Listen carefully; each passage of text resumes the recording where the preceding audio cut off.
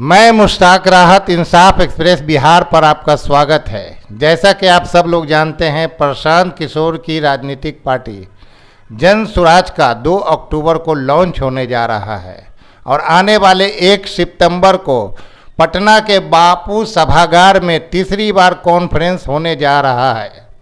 लेकिन मुसलमानों के ऊपर निर्भर जन स्वराज की राजनीतिक पार्टी के पास मुसलमानों के लिए कोई ब्लूप्रिंट नहीं है। वो ठीक से जानते भी नहीं है कि मुसलमानों की समस्या क्या है और उसका समाधान कैसे हो सकता है।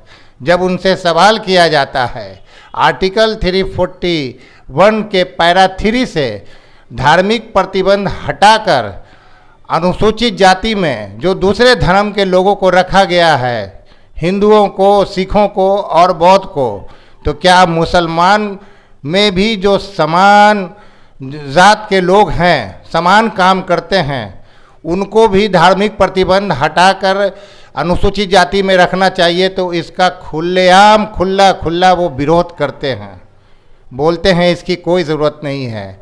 जब वक्फ संशोधन बिल 2024 पर बात होती है तो इसका भी वो कोई जवाब नहीं देते हैं। वो तो मुसलमान को खुलेआम कह रहे हैं कि आप हमको वोट दीजिए या ना दीजिए, मैं सत्ता में आ रहा हूँ, जन स्वराज सत्ता में आ रहा है, आप अभी नहीं आइएगा तो इसके बाद आपको आना ही होगा। इतना कॉन्फिडेंस कहाँ से आ रहा है जिस पार्टी का अभी तक संगठन तक तैयार नहीं हुआ है? तो क्या, और दूसरी तरफ ये भी कह रहे हैं हमें मुसलमानों से चंदा नहीं चाहिए। आपको क्यों चंदा नहीं चाहिए मुसलमानों से? क्यों आप पर शक किया जा रहा है कि आप जो इतना पैसा खर्च कर रहे हैं, आपने कम से कम 200-300 लोगों को आप स्टाफ अपना वर्कर रखे हुए हैं और जिसको किसी को लाख रुपया, किसी को 50,000 रुपया, किसी को 40,000 रुपया देकर काम करवा रहे हैं। ये पैसा कहाँ से ला रहे हैं? इसी शक की बुनियाद पर मैं कह रहा हूं कि ऐसा लोगों का कहना है कि हो सकता है कि इनको ये पैसा बीजेपी दे रही है ताकि बिहार में इत्तेहाद और इत्तेफाक जो आपको धर्मनिरपेक्ष वोटों के बीच में नहीं रहे। इनका मकसद है तोड़ फोड़ करना, ताकि अघोषित रूप से ये बीजेपी के लिए ही काम कर रहे हैं। ऐसा मेरा नहीं है, ऐसा लोगों का कहना है। और इनकी पार्टी में सोशल जस्टिस नहीं है, इनकी पार्टी में सोशल इंजीनियरिंग नहीं है, इनकी पार्टी में इंटरनल डेमोक्रेसी नहीं है, इनके मंच पे पसमानदा तबका के लोग नहीं दिखते हैं। जब ये 18-19% मुसलमानों की बात करते हैं और सबसे बड़ी बात ये बोलते हैं कि 70 मुसलमानों को टिकट दूंगा, तो 70 मुसलमानों को टिकट दीजिए, क्या आप 243 मुसलमानों को टिकट दीजिए, आप जिता रहे हैं कितना को? आपकी बातों से ही लग रहा है कि आप किसी राजनीतिक दल के लिए काम कर रहे हैं, जैसा कि आपने अब तक कुछ राजनीतिक दल के लिए काम किया है। और जब आपसे ये भी गुजारिश है कि जब आप 19% मुसलमानों की बात करते हैं तो आप बड़े मन से कहिए कि उसमें 14.5% पसमानदा मुसलमान हैं और अपने मंच पर पसमानदा को भी बैठाइए।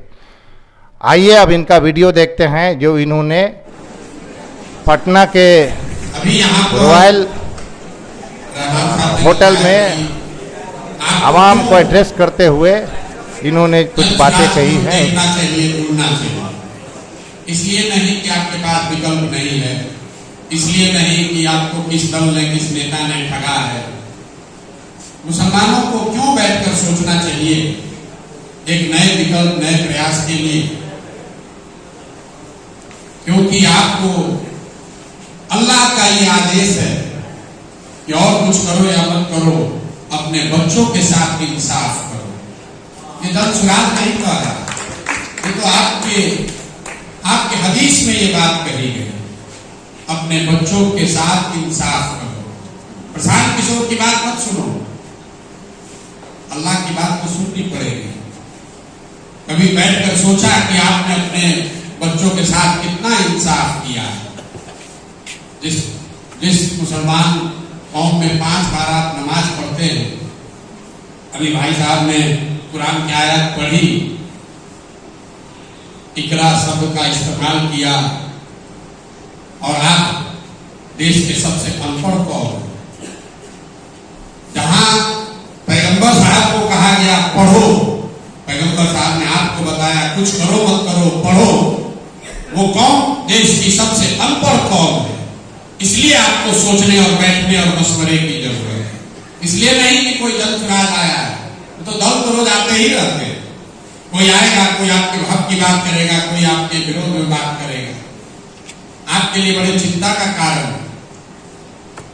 क्योंकि आपको पैगंबर साहब ने कहा इल्म हासिल करने के लिए अगर जरूरत पड़े तो चाइना भी जाओ, माँ की गोद से कब्र तक इल्म हासिल करो।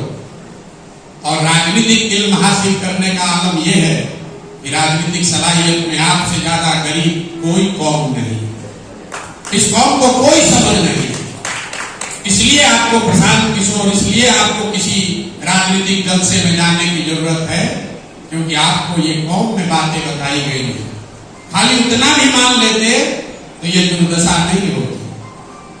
मैं रोज ये बात अपने तकरीर में कहता हूं, कई साथी पहले भी सुने हुए। आप कह रहे हैं कि हमको कांग्रेस ने ठग लिया, फिर आप कह रहे हैं हमको लालू जी ठग लिए, हमको नीतीश ने नहीं किया। भाई साहब ने हमारे कहा कि हम लोग को गरम मसाला की तरह यूज किया जा रहा है, हम भी कहते हैं आपका किरासन तेल है। मेरे भाई, ये बात तो आपको आपके दीन में ये बताई गई है कि अगर आपको अपने रहनुमाओं की समझ नहीं होगी तो आपके ऊपर जालिम हुक्मरानों को मुसल्लत किया जाएगा। ये बात कोई हम थोड़ी ना बता रहे, ये बात तो आपको पहले से बताई गई है। जब आप उसको देखना ही नहीं चाहते तो प्रशांत किशोर क्या सिखाएंगे? जनसुराज वही बताने आया कि अपने बच्चों को राजनीतिक इल्म जब तक नहीं दीजिएगा तो वक्फ बोर्ड पर भाषण देने से कुछ नहीं होने वाला। हमको लोग कह रहे भैया वक्फ बोर्ड पर इनसे पूछिए, हम आपको कह रहे हैं अभी तो दलदला शुरू नहीं हुआ, 10-15 साल रुकिए। आप वजीफे की, उर्दू की, हज के कोटे की, वक्फ की लड़ाई लड़ते रहेंगे, कुछ नहीं हासिल होने वाला। जब आप राजनीति में नहीं है, एक कानून बदलेगा सारी कहानी खत्म। एक कानून बदला, आप करते रहिए धरना प्रदर्शन। एक बार सीए एनआरसी लागू कर दिया, आपका बरसों का, सैकड़ों साल की आपकी कुर्बानी एक दिन में एक झटके में ले ली गई आपसे। क्योंकि लोकतंत्र में जहां कानून बनाया जा रहा है, जिस राजनीति के जरिए पूरा देश समाज चलता है, उसमें आपकी भागीदारी नहीं है। और वो भागीदारी का मतलब सिर्फ विधायक नहीं है, उस भागीदारी का मतलब सिर्फ सांसद नहीं है। मैं अक्सर अपने भाषणों में यहां बताता हूं मुसलमानों को, आपको ये मालूम है कि आपके 19 विधायक हैं, होने चाहिए 40।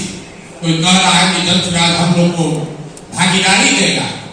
मान लीजिए कि जनसुराज ने अगर आपके 40 विधायक बना भी दिए, उससे आपकी कौम की कोई दशा नहीं सुधरने वाली है। आपको बैठने, चिंता करने, मशवरे की जरूरत इसलिए है कि आबादी के हिसाब से बिहार में 1650 मुस्लिम समाज का आदमी मुखिया होना चाहिए, है 1200 से कम।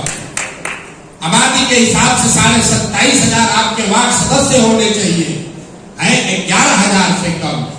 उसके लिए लालू नहीं दोषी, उसके लिए कांग्रेस नहीं दोषी है, उसके लिए आपको जनसुराज के पीछे नहीं चलना है। ये चुनाव दलों के द्वारा नहीं कराए जाते, वो तो आपको खुद से लड़ना है। आपको किसने रोका था कि आप वार्ड सदस्य का चुनाव लड़िए? आपके बच्चों को किसने रोका है मुखिया सरपंच चुनाव लड़ने से? उसी रोग का इलाज करने का नाम है जनसुराज। ये पिछले 25-30 साल से आपका विकास हुआ कि नहीं, स्कूल बना कि नहीं, हम क्या बताएंगे? आप तो वो जीवन जी रहे हैं, आप तो अपने बच्चों की दुर्दशा देख रहे हैं, आप अपने बच्चों का चेहरा साल भर नहीं देखते हैं। एक बार कोई ईद में घर में शादी हो पाता है, साल भर आपके जवान बच्चे घर नहीं आते, हम क्या उसकी चर्चा करेंगे? ये दुर्दशा इसलिए है कि आपने अपने कौम में जो बातें बताई गई हैं सियासी नजरिए से, उससे किनारा कर लिया, जद्दोजहद की आप बात कर रहे हैं, से ज्यादा इस्लाम में यह बताया गया है कि बिना जद्दोजहद के जीवन में कुछ भी हासिल नहीं हो सकता। लेकिन आज का जो मुसलमान है वो राजनीतिक जद्दोजहद नहीं करना चाहता। पहले कांग्रेस के साथ थे, फिर लालू तेजस्वी का झंडा ढोए, अब यहां आए हैं प्रशांत किशोर का झंडा ढोने के लिए तैयार। मैं अदब से मुरादी साहब जी से माफी चाहता। इन्होंने कहा प्रशांत किशोर के झंडे के नीचे आइए। भाई झंडा तो एक ऊपर वाले का ही है, ये प्रशांत किशोर का कोई झंडा नहीं है। हमारे पीछे चलिएगा, हमारे झंडे के नीचे आइएगा, फिर आपके साथ धोखा ही होगा। लेकिन हम आपको इतना ही कहने आए हैं कि अभी से भी जगिए, अपना नहीं तो अपने बच्चों का चेहरा देखिए, अपने बच्चों को इल्म और शिक्षा की बात कीजिए, चाहे वो प्रशांत किशोर के साथ चलने से मिले या लालू जी के साथ चलने से मिले।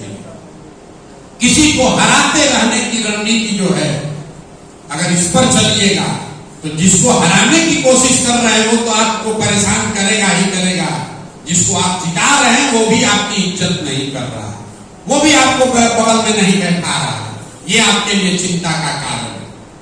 जब तक उसको नहीं समझिएगा ये कुछ होने वाला नहीं है। हम वोट मांगते नहीं, अब मुसलमानों की राजनीतिक सलाहियत का अंदाजा लगा लीजिए। हम वोट नहीं मांग रहे, हमने दल नहीं बनाया, और आपके मन में भाजपा का भूत दिख रहा है कि आप सोच रहे हैं कि भाजपा का ए टीम है कि बी टीम है। ये आप नहीं सोच रहे कि इस व्यवस्था में हमारे बच्चों के लिए कुछ है कि नहीं है। यहाँ बैठे हुए कितने मुस्लिम हैं, मैं आपको कैमरे पर दावा कर रहा हूं, 5 वर्ष में आपने ये नहीं सोचा होगा कि इस विधानसभा और लोकसभा को कैसे जीता जाए। आपने यही सोचा होगा, अगर आप राजनीतिक तौर पर समझदार भी हैं तो यही सोच रहे हैं कि यहाँ पर भाजपा को कैसे हराया जाएगा। यही गलती अब आपके दिमाग में, यही नुकसान आपको आरजेडी ने किया।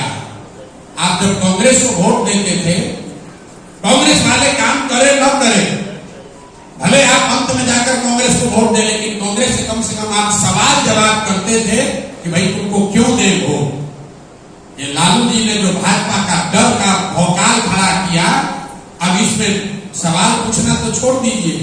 मुसलमानों के मोहल्लों में, मुसलमानों के गांव में जाइए, मुसलमान कहता है भैया हमसे वोट मांगने क्यों आए हैं, हम तो आपके साथ हैं ही, पहले आप हिंदू वोट अपना समेटिए। ये आपकी बात है, हम नहीं कह रहे। मुसलमान कहता है हम तो हैं ही आपके, हम तो आपको देवे करेंगे, आप हिंदू वोट समेटिए। फिर वो जीतने के बाद आपको नहीं पूछने आता है तो आपको आ रहे हैं हमको पूछ नहीं रहा। अरे आपसे तो कोई वोट मांगने आता है तो आप कहते हैं हमसे मत मांगो, हम तो तुम्हारे है ही एक बंधुआ मजदूर, हम तो देंगे ही देंगे तुमको, तुम अपना और समेट लो। तो आपको काहे पूछेगा, आपको क्यों पूछेगा? यही बात बताने हैं। वोट हम नहीं मांगते, ये मुसलमानों का भ्रम है कि हम वोट देंगे तो किसी को जिता हरा देंगे। आप गरम मसाला है, स्वाद बढ़ा सकते हैं, खाना नहीं बना सकते। ये भ्रम हटिए दिमाग से। मैं बहुत कड़वी बात कहता हूं, मुसलमानों के वोट से आज चुनाव नहीं जीता जा सकता है। हम तो पूरे देश में चुनाव लड़ाए, जिताए हराए। आप जिसको वोट दीजिएगा वो चुनाव हार जाएगा। आप लालू को वोट दे रहे हैं ना भाई, लालू जी का खाता खुल रहा है यहाँ पर। आप कांग्रेस को वोट दिए, कांग्रेस सिरे से साफ हो गई। हम आपको बता रहे हैं क्यों ऐसा हो रहा है, क्योंकि हम ये सिर्फ आपकी समस्या गिनाने नहीं आए, हम आपको राजनीतिक रास्ता बताने आए। उसको सुनिए, चिंतन कीजिए, समझिए, ठीक लगे तो अपनाइए, न ठीक लगे तो जैसे जीवन चल रहा है चलिए, चलाइए। जीतेगा जन चुनाव, जीतेगा जन चुनाव, यही है। वो चिंता मत कीजिए, वो चिंता मत कीजिए, जीतेगा जन चुनाव ही। इसलिए नहीं कि हमको कोई बहुत अहंकार है, इसलिए कि आप ही के कौम में तो ये बात बताई गई है कि ईमानदारी से किया हुआ कोई प्रयास खाली नहीं जा सकता। और हम लोग ईमानदारी से 2 साल घर परिवार छोड़कर, जितना किसी ने 70 साल मेहनत न की हो, उतनी मेहनत, उतनी ईमानदारी, उतना पसीना बहा है, खाली कैसे चला जाएगा। आपको तो खाली इतना ही तय करना है कि आपको जन चुनाव में अभी जुड़ना है कि जीतने के बाद जुड़ना है। जुड़ना तो आपको जन चुनाव ही में। गांधी को छोड़कर कहां जाइएगा? गांधी से बड़ा कोई विचार ही नहीं है। जिससे आप लड़ना चाह रहे हैं, उस विचारधारा से लड़ना है तो उसका एक ही हथियार है, वो है महात्मा गांधी। और जन चुनाव उसी महात्मा गांधी की विचारधारा के आधार पर एक नई व्यवस्था खड़ा करने का अभियान है। आप इसको छोड़कर कहां जाइएगा? आपके मन में खाली इतने हैं कि अभी चले कि जीतने के बाद चले। तो भैया अभी न चलना हो तो मत चलो, जीत लेकिन निमंत्रण देने आ गए। जब जीत जाएंगे उसके बाद आप आइएगा, फिर आपको लेकर साथ चलेंगे। बिहार के आगे की भी लड़ाई है, लेकिन जब जीतने के बाद आएंगे तो इसका हरजाना पूरा वसूलेंगे। कि बड़ा बड़े आदमी हैं, इतना फैंसी होटल में हमको बुलाए हैं, 2 साल में इतनी फैंसी व्यवस्था में हमने कोई सभा नहीं की। हम लोग तो रोड के किनारे ही बैठ कर बोलते हैं। लेकिन जब जीत कर आएंगे तो हरजाना देना पड़ेगा। हम शाकाहारी आदमी हैं, जीत कर आएंगे तो सेवई बनाकर रखिएगा। जीत की खुशी का आपसे सेवई भी खाएंगे और आपको साथ में लेकर। लेकिन अभी सब बात हो गया, अब आपको हम राजनीतिक फॉर्मूला देते हैं। कारण आप हमको यही ना जानते हैं प्रशांत किशोर जिसको बता दे, जिसको सलाह दे दे, जिसका हाथ पकड़ ले वो चुनाव जीता। तो बस आप इतने फायदा उठा लीजिए हमारा। हम पर भरोसा मत कीजिए भाई, हमको हम पर भरोसा मत कीजिए, हमको वोट भी मत दीजिए, लेकिन इतना सलाहियत तो जरूर लाइए कि मेरी समझ का फायदा उठाकर कम से कम अपने कुछ बच्चों को राजनीति में लाइए, उनको जिता लीजिए। इतना तो होना चाहिए। अरे मोदी को इतना समझ तो था कि प्रशांत किशोर का इस्तेमाल करके वहां पहुंच गए। आप में तो उतना समझ नहीं है। तो हम आपको बता रहे हैं कि यहाँ राजनीतिक विकल्प आपका आगे का रास्ता क्या है। अभी तक आज पिछले 20-25 साल से जितने बड़े यहाँ राजनीतिक कारकुन सलाहियत रखने वाले लोग बैठे हुए हैं, उसको लगता है MY समीकरण। कभी कभी कहता है MY में एगो और कोई जाति जुड़ जाए तो हम लोग जीत जाएंगे। हम आपको बता रहे हैं कि क्यों नहीं जीतिएगा और इससे निकलने का रास्ता क्या है। MY समीकरण से आप यूपी बिहार में लगातार जीतते रहे 20 साल तक, वो अब समीकरण काम नहीं कर रहा। क्यों नहीं कर रहा? इस पर विचार करने की जरूरत है। ऐसा नहीं है कि मुसलमानों की आबादी कम हो गई या यादव समाज के लोग यूपी बिहार छोड़कर चले गए। इसी MY समीकरण से लालू जी बिहार झारखंड में 54 में 53 MP जीत कर आए थे और अभी 2014 में 5, 2019 में 0 और इस बार सिर्फ 4 लोगों को सांसद जीता है। ऐसा क्यों हो रहा है? ऐसा इसलिए हो रहा है कि MY समीकरण पलट के हो गया YM समीकरण। जहां पर जहां Y खड़ा है वहां पर M समाज के लोग 100% वोट दे रहे हैं। जैसे ही M खड़ा हुआ कि आधा से ज्यादा Y समाज के लोग भाजपा को जाकर वोट दे रहे हैं। अब देखिए, आपको तुरंत मुड़िया फिरा रहे हैं, सोच रहे हैं कि तो यादव लोग हमको धोखा दे रहा है ना। ये यादव धोखा नहीं दे रहा आपको, ये आप भ्रम मत पालिए कि यादव आपके साथ धोखा कर रहा है।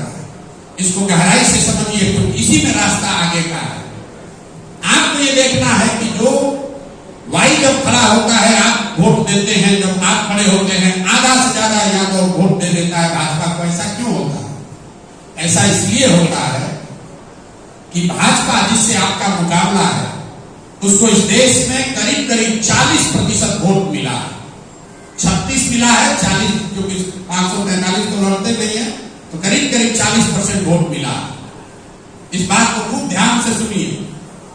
40% वोट का मतलब है कि मुसलमानों ने भाजपा को तो वोट दिया नहीं, तो 80% आबादी वाले, हिंदुओं की आबादी वाले इस देश में अगर भाजपा को 40% वोट मिला तो इसका मतलब है कि करीब करीब आधा हिंदू भाजपा को वोट देता है विचारधारा के आधार पर, आधा नहीं देता। और जो आधा हिंदू भाजपा को वोट कर रहा है उसमें यादव भी है, उसमें ब्राह्मण भी है, उसमें कुशवाहा भी है, उसमें अति पिछड़ा भी है, उसमें दलित भी है। तो जब आप खड़े होते हैं तो वो उसको वो हिंदू मुस्लिम वाला विचारधारा जो है उसके आधार पर जाकर भाजपा को वोट देता है। अगर ये हमारी बात पर आपको भरोसा नहीं तो कभी ये सवाल पूछिए कि मोदी जी को बिहार में आपको लगता है बिहार में सब आदमी जाति पर वोट देता है, तो मोदी जी को बिहार में वोट दिया कौन? उनके जाति का तो कोई है ही नहीं। मोदी को वोट जाति पर नहीं पड़ा, मोदी जी को वोट पड़ा उस विचारधारा पर जिसमें आधे करीब करीब आधे हिंदू विचारधारा के आधार पर उनको वोट करते हैं। तो जैसे ही कोई एक समाज का आदमी खड़ा होता है तो ट्रिगर चालू हो जाता है, वाला वोट दे देता है भाजपा को। इसीलिए से आपका आगे का रास्ता भी छुपा हुआ है। कौन सा आधा हिंदू है जो कि भाजपा को वोट नहीं दे रहा? ये आपने कभी नहीं सोचा कि भाई अगर 80% हिंदू है, भाजपा को 40% वोट आया, इसका मतलब आधा हिंदू ऐसा है जो भाजपा को वोट नहीं दिया। वो कौन हिंदू है? वो हिंदू हैं जो गांधी के विचारधारा को मानने वाले लोग हैं। वो भाजपा को विचारधारा के आधार पर वोट नहीं देते।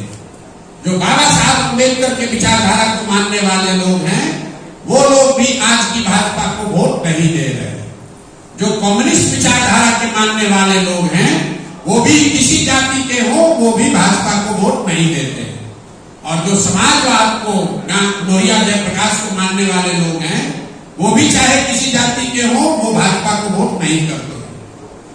अगर चार विचारधारा के मानने वाले लोग जो कि करीब करीब आधे हिंदू हैं, उनके साथ आपने सामाजिक राजनीतिक गठजोड़ बना लिया तो आप हो गए 7, भाजपा हो गई 40 और आपके आगे का रास्ता निकल गया। और इसका फायदा यह है कि चूंकि वो विचारधारा के आधार पर भाजपा के खिलाफ है, तो चाहे आप खड़ा होइए या वो खड़ा हो, वह बदलेगा नहीं। तो जन स्वराज की जो पूरी राजनीतिक सोच है वो इसी पर आधारित है कि हिंदू समाज के वो लोग जो विचारधारा के आधार पर भाजपा के खिलाफ है, उनके साथ अगर माइनॉरिटीज का, मुसलमानों का सामाजिक राजनीतिक गठजोड़ हो जाए तो ये इतनी बड़ी संख्या है कि इससे राजनीतिक लड़ाई लड़ी और जीती जा सकती है। यही प्रयास है। आप अगर न भी जुड़ेंगे, हमने कहा न वोट दीजिए तब भी जीतेंगे, तो भी हम जीत जाएंगे। क्यों जीतेंगे? क्योंकि 4 विचारधारा के मानने वाले हिंदू अगर जन स्वराज को वोट दे दे और आप लालटेन में ही किरासन तेल बनकर जलते रहिए, तो भी त्रिकोणीय लड़ाई में तो 40% वोट हमको बिहार जीतने के लिए काफी है। आपके पास ये फॉर्मूला है, आपके पास ये फॉर्मूला है और इसके लिए प्रशांत किशोर की ओर देखने की जरूरत नहीं है। ये चारों विचारधारा के लोग आजादी से पहले एक साथ आकर मुसलमानों के साथ मिलकर किसके नेतृत्व में उन्होंने अंग्रेजों से लड़ाई लड़ी? वो नेतृत्व था, वो विचारधारा था महात्मा गांधी का। उस समय बाबा साहब अम्बेडकर थे, उस समय समाजवाद के बड़े बड़े नेता थे जिनका गांधी जी से सब मुद्दों पर सहमति नहीं थी। उस समय भी कम्युनिस्ट पार्टी थी, लेकिन सब लोग गांधी जी के नीचे चलने को तैयार हुए। इसीलिए जन स्वराज में सिर्फ गांधी जी का फोटो, ऐसा नहीं है कि हमको जो फोटो अच्छा लगा वो लगा दिया। ये जन स्वराज की ये व्यवस्था है। हमको आपसे चाहिए कुछ नहीं, ना आपसे हमको वोट चाहिए, ना हमको आपसे चंदा चाहिए। आप वोट अगर मन हो जाकर लालटेन को देना है दीजिए, हमको उससे कोई दिक्कत नहीं। लेकिन आपसे 2 चीज जरूर मांग रहे। एक, आपकी दुआ मांग रहे। ये कठिन काम है, लंबा संघर्ष है, जमीन से चीजों को खड़ा करना है, जद्दोजहद करनी है, इसके लिए आपकी दुआ जरूर चाहिए। और दूसरा, आपके बच्चे चाहिए। आपके वो बच्चे चाहिए जो राजनीति करना चाहते हैं, जिनमें राजनीतिक सलाहियत है, जिनमें राजनीति करने की इच्छा है, उनके पास साधन नहीं है। रहमान साहब के पास साधन है, इनके पास इतना बड़ा प्लेटफॉर्म व्यवस्था नहीं है। बहुत सारे मुस्लिम समाज के लड़के हैं जो राजनीति कर सकते हैं, लेकिन उनको कोई आगे बढ़ाने वाला नहीं। इस कौम में आप ज़कात निकालते हैं, आप यतीम खाने चलाते हैं, मदरसे चलाते हैं, जहां बहुत दानिश्वर लोग बैठे हैं। आप मुझे बताइए, मुसलमानों की कोई संस्था जो अपने बच्चों को राजनीति सिखाती है? एक भी नहीं। आपका मुकाबला है आरएसएस संघ से। संघ हर दिन 1 लाख शाखा लगाता है, 1 लाख शाखा, 1 लाख शाखा लगाकर अपने बच्चों को प्रशिक्षण दे रहा है अपनी विचारधारा को फैलाने के लिए। और आप सोच रहे हैं कि गांधी मैदान में कोई रैली हो, अब बस हम लोग का किस्मत जग जाए, अब बस भाजपा से मोदी से किनारा हो जाए। सब सुनने के बाद मुसलमान कहता है भैया ये सब बात तो ठीक है, पहले कभी मोदी से छुटकारा हो जाएगा तो हम लोग जैसे कहिएगा वैसे रहेंगे। देखिए आपकी सोच मेरे भाई, आज से 10 साल 15 साल पहले जब वाजपेयी जी प्रधानमंत्री थे, आपको आलमानी से डर लगता था। मुसलमान कहता था वाजपेयी तो ठीक है, आलमानी बड़ा खतरनाक है, किसी तरह अगर आलमानी से छुटकारा मिल जाता तो काम चल जाता हम लोग का। आज हिंदुओं की बात छोड़िए, जितने मुसलमान साथी यहाँ बैठे हैं, आपसे अगर पूछे कि आलमानी और मोदी में चुनना हो तो किसको चुनोगे, तो यहाँ बैठा हुआ हर आदमी कहेगा आलमानी कितना खराब थे भैया, मोदी से तो ठीक है, चलो आलमानी को बर्दाश्त कर लेंगे, मोदी को हटाओ। लिख कर रखिए, ये हंसने की बात नहीं है, लिख कर रखिए 10 वर्ष के अंदर मुसलमानों को, हिंदुओं की बात छोड़िए, मुसलमानों को मोदी लिबरल दिखेंगे, क्योंकि इनसे ज्यादा हार्डलाइनर कोई बैठ जाएगा और तब आपको लगेगा कि मोदी कितना खराब था, वो ठीक था, तो योगी बड़ा खतरनाक। इस बात को समझिए। अगर आप खड़े नहीं होइएगा, अगर आप जद्दोजहद के लिए अपने बच्चों को नहीं तैयार कीजिएगा, तो ये लकीर और मुश्किल होती जाएगी, नहीं सुधर पाएगा। इसलिए जन सुराज में जुड़िए, शॉर्टकट मत ढूंढिए कि कोई दल आया, सोच रहे प्रशांत किशोर को कितना वोट मिलेगा, आएगा तब हम लोग चलेंगे। अरे भाई, अगर ट्रेन में बैठने वाले आप अंतिम पैसेंजर हैं तो आपको कभी बढ़िया सीट नहीं मिलेगा, या तो ट्रेन खाली होगा तब मिलेगा, इतना भरा होगा तो पहले सब बैठ गया, आपको तो लौटिए के चलना पड़ेगा। अभी ट्रेन खड़ी है तब आप सोच रहे हम काहे बैठे, इसमें तो कोई सब बैठेगा तब न बैठेंगे, तो जब सब बैठ ही जाएगा तो आपको फिर खड़ा भी तो होना पड़ेगा भाई। ये हालात है मुसलमानों का पूरे देश में। लोग ये कहते हैं कि मुसलमान किसी को वोट नहीं देता। आप समझिए, जिसका 18% वोट है उसको इज्जत नहीं मिल रही है, ऐसा कैसे है? जिसका 2% वोट है वो भी हेलीकॉप्टर पे चल रहा है। आप 18% लेकर आपको कोई कुर्सी भी नहीं दे रहा है, क्यों? क्योंकि वो जान रहा है कि वोट आप किसी को देते ही नहीं। सब आदमी कहता है भैया मुसलमान को दिमाग मत लगाइए, अरे आपका हवा बन गई तो अपने आप आके देगा वोट आपको। ये छवि आपने बना ली है। तो जन सुराज वो पौधा है, इसको सींचिए, ये बड़ा होगा। ये प्रशांत किशोर का दल नहीं है, ये दल बनाया जा रहा है बिहार के 1 करोड़ लोगों के द्वारा मिलकर। उसमें सुनिश्चित कीजिए कि 18 लाख मुसलमान भी हो। मौलाना आजाद पंडित नेहरू के कांग्रेस में नहीं थे। देखिए दिमाग का फर्क। आज आपको लग रहा है कि हम प्रशांत किशोर के दल में आए। मौलाना आजाद पंडित नेहरू के कांग्रेस में नहीं थे। मौलाना आजाद उस कांग्रेस में थे जिसमें पंडित नेहरू भी थे। जितनी कांग्रेस मौलाना आजाद की थी उतनी पंडित नेहरू की थी। ऐसा नहीं है कि पंडित नेहरू ने कांग्रेस बनाया और मौलाना आजाद जाकर उसमें शामिल हो गए।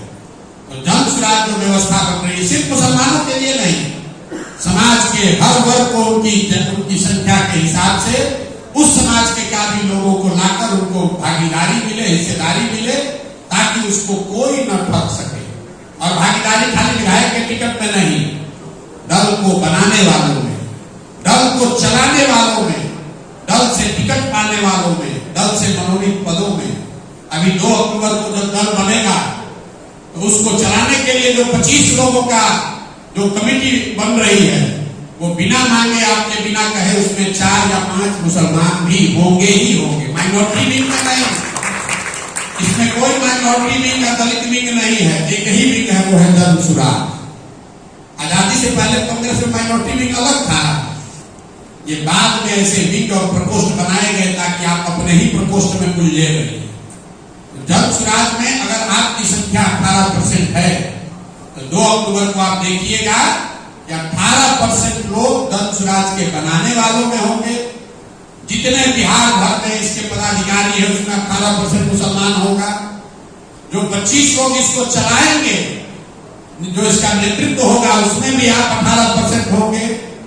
और ये तय किया गया है कि 5 वर्ष में समाज के 5 वर्ग जो है, सामान्य वर्ग, ओबीसी, मुस्लिम, ईबीसी और दलित, सबको बराबर बराबर इसका नेतृत्व करने का भी हिस्सा मिले। तो एक बार मुसलमान भी इसका एक बार प्रेसिडेंट होगा, एक बार सामान्य वर्ग का भी होगा, एक बार दलित होंगे, एक बार ईबीसी और ओबीसी होंगे। खाली झोला ढोने, झंडा ढोने से बात नहीं बनेगी। आपने इतनी मदद कीजिए, आप अपने गांव पंचायत में, अपने मोहल्ले में ऐसे किसी मुस्लिम बच्चे को जानते हैं जिसमें राजनीति करने का हुनर है, जो राजनीति करना चाहता है, उसके पास पैसा नहीं है, उसके पास साधन नहीं है, उसके बाबूजी विधायक सांसद नहीं है, मुनादिर जी जैसे नहीं है, तो भी आप उसको हमारे पास भेजिए। जन सुराज में हम उसको प्रशिक्षित भी करेंगे और अपना साधन पैसा लगाकर चुनाव भी लड़ाएंगे, निश्चित तौर पर लगाएंगे। लेकिन अब आइएगा ही नहीं तो उसमें पीछे छूट जाइएगा। यही आपसे आग्रह करने आए हैं। ठीक लगे तो जुड़िए, न ठीक लगे तो आपकी मर्जी है। ये कह रहे हैं कि किसी ने पूछा भाजपा के बी टीम है, तो ये अंतिम बात को अगर खत्म करें, ये 5 बार नमाज पढ़ने वाले लोग, ईमान की बात करने वाले लोग, आप जरा अपने दिल पर हाथ रखकर बताइए कि पिछले 20-30 वर्ष में आपके धर्म पर, आपके कौम पर सबसे बड़ा संकट कब आया भारत में? एक ही संकट ऐसा आया जब आपके घरों की पर्दा नसीब महिलाएं भी रोड पर निकली, धरने पर बैठी। वो संकट था जब सीए एनआरसी का कानून लाया गया। तो जितने लोग आप यहाँ बैठे हैं, 2 वर्ष पहले, 3 वर्ष पहले की घटना है, जरा याद करके बताइए कि सीए एनआरसी जब इस देश में आया तो उसको रोका कैसे गया? वो आपके धरने प्रदर्शन से नहीं रुका, आपके हल्ला हंगामे से नहीं रुका।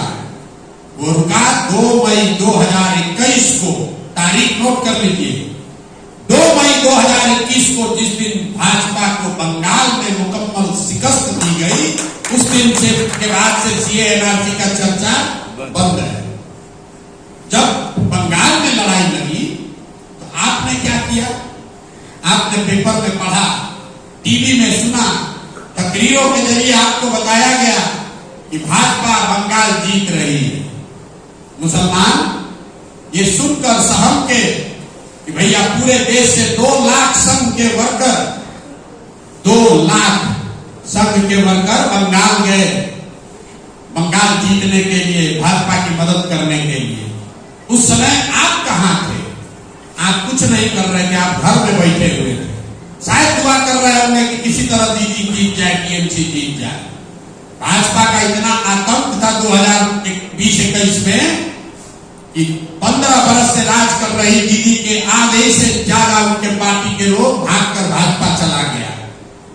जब पूरा देश कह रहा था कि बंगाल में भाजपा को 200 सीट से कम नहीं आएगा, तब लालू और मुलायम सिंह, तेजस्वी, अखिलेश यादव, राहुल गांधी नहीं गए थे बंगाल, आप भी नहीं गए थे।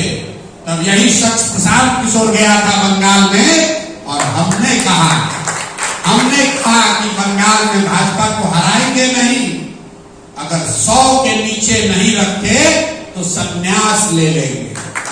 हमने भाजपा को रोका कितने पर? 77 पर। तो हम हो गए भाजपा के बी टीम।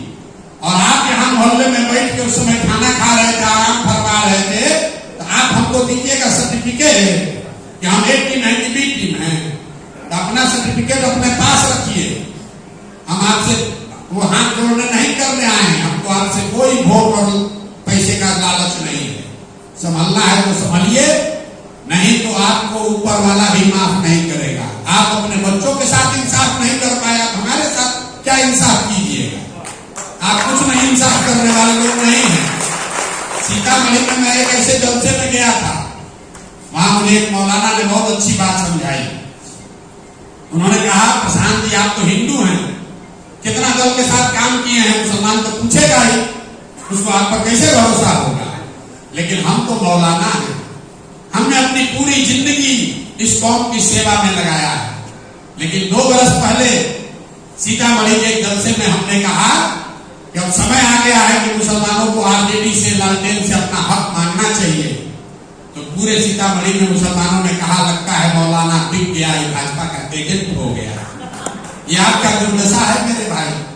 कोई ये कह दे कि आप अपने बच्चों के लिए इंसाफ, बच्चों के साथ इंसाफ करो, अपने बच्चों के लिए अच्छी व्यवस्था मांगो, भागीदारी मांगो, तो उसमें आपको भाजपा का एजेंट दिखता है। और कोई आकर ये कह दे कि जैसे दोजख में जी रहे हो जीते रहो, बच्चों को मजदूर बनाकर रखो, जीवन भर की बंधुआ मजदूरी करते रहो, उसमें आपको अपना रहनुमा दिखता है। तो फिर उसी बात से खत्म करूंगा जो पैगंबर साहब ने कही, अगर गलत रहनुमाओं को चुनोगे तो आपके ऊपर जालिम हुक्मरानों का शासन रहेगा ही रहेगा। आपको अच्छा लगे या खराब, ठीक लगे तो जुड़िए, न ठीक लगे तो जिसका आप मर्दानी कर रहे हैं करते रहिए, डंडा उठाकर घूमते रहिए, लेकिन वो कीजिएगा तो अपने बच्चों के गुनाहगार आप होंगे। लालू, नीतीश, प्रशांत किशोर, मोदी को दोष देने से कुछ नहीं होने वाला। सच्चर कमेटी का रिपोर्ट आज नहीं आया था। जिस साल सच्चर कमेटी का रिपोर्ट आया उससे पहले देश में भाजपा का शासन नहीं था। तो अगर आपके रहनुमाओं ने आपके साथ इंसाफ किया तो सच्चर कमेटी में आप दलितों के नीचे कैसे पहुंच गए? अगर सच्चर कमेटी रिपोर्ट आज आता तब समझ में आता कि भाजपा वालों की वजह से बर्बाद हो गए। सच्चर कमेटी आने से पहले तो सिर्फ लालू जी का राज था, तब तो कांग्रेस का ही राज था। तो फिर आप दलितों से ज्यादा पीछे गरीब कैसे हो गए भाई?